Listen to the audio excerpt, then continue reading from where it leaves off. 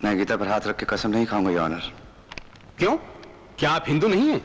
मैं हिंदू हूं, your honour, मगर हिंदू होने से पहले मैं एक हिंदुस्तानी हूं। यही मेरी पहली और सच्ची पहचान है।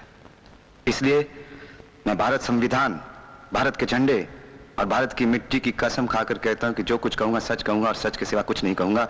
So help me God. Proceed.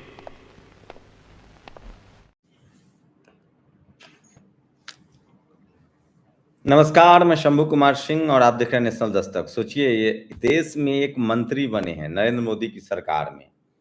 5,000 crore की संपत्ति है, चंद्रबाबू नायडू की पार्टी से, आंध्र प्रदेश से, और उन्होंने शपथ लिया, संविधान की शपथ ली, सत्य और निष्ठा की शपथ ली।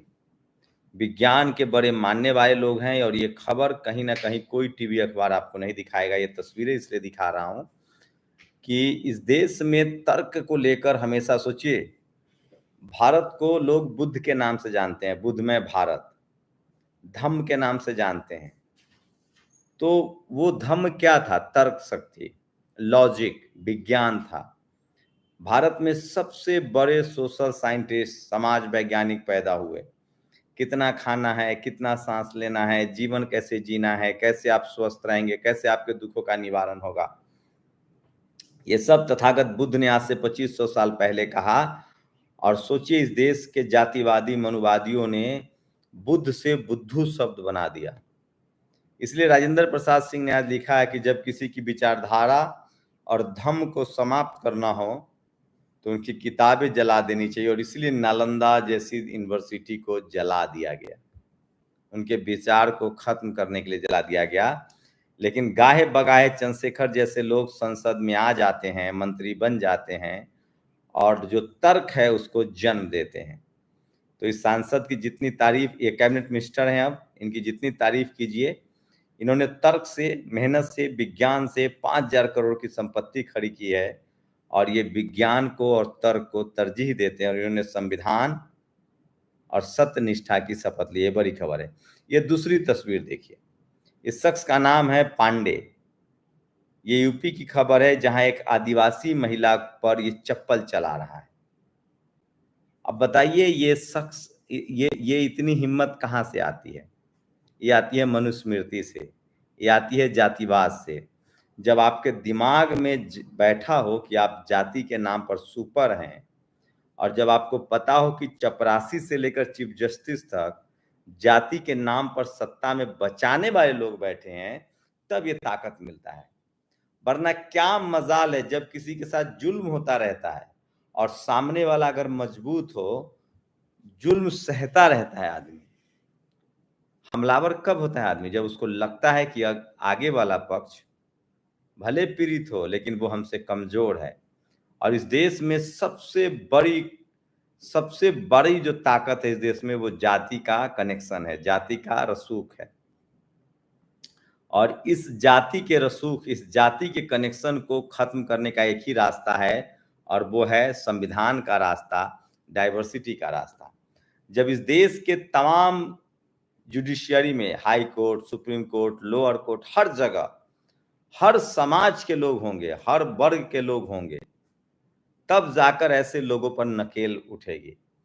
जब इस देश में थाने से लेकर चीफ जस्टिस तक, चपरासी से लेकर चीफ जस्टिस तक, एसपी, डीएम, सीएम, बीडीओ, जो भी पद होता है सरकारी, उस सब जगह जब हर समाज के लोग होंगे, आदिवासी, ट्राइबल, बैकवर्ड, शेड्यूल कास्ट, अल्पसंख्यक, जनरल, सब तरह के लोग होंगे, तब जाकर ऐसे मानसिक बीमार लोगों का इलाज हो पाएगा, और प्रॉपर इलाज हो पाएगा, संवैधानिक इलाज हो पाएगा, कानूनन इलाज हो पाएगा।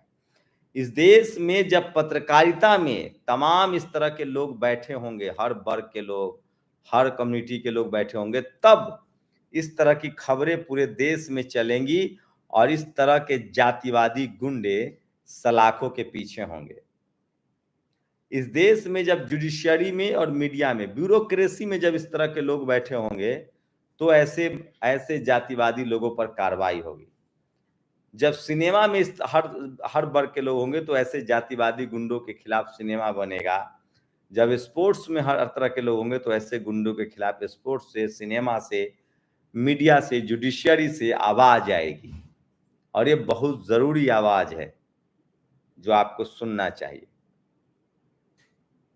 मैं इसलिए कह रहा हूं कि सोशल मीडिया ही सच्चा मीडिया है, सोशल मीडिया ही बहुजन मीडिया है।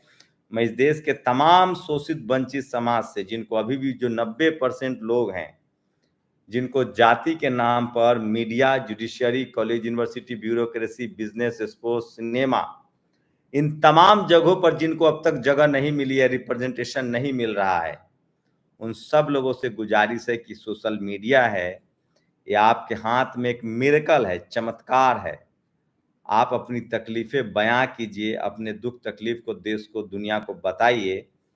अगर किसी भी तरह का आपके साथ ज्यादती होती है तो उसको बताइए, और अगर आप किसी के साथ होते हुए देख रहे हैं तो भी सोशल मीडिया का इस्तेमाल कीजिए और बताइए।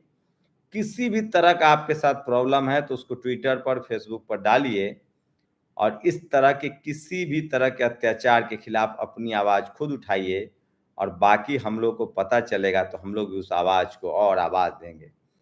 तो मैं कम से कम इस देश में उन तमाम लोगों को जो किसान समाज से हैं, दलित समाज से हैं, पिछड़े समाज से हैं, शेड्यूल ट्राइब, शेड्यूल कास्ट, आदिवासी, ओबीसी, किसान, गरीब, शोषित, वंचित जो है, अगर आपके साथ किसी भी तरह की गैर बराबरी और भेदभाव होता है तो चुप मत रहिए।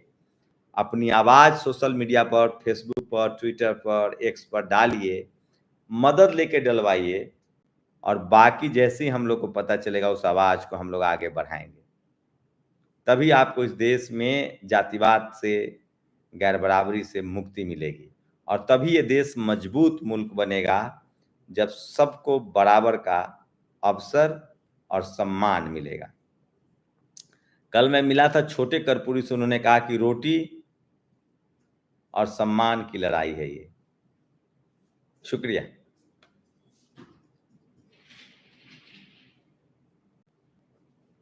अरे क्या हुआ यार, देखो कहाँ चला गया, हैं? कहाँ चला गया यार, मैंने जैसे डिलीट किया।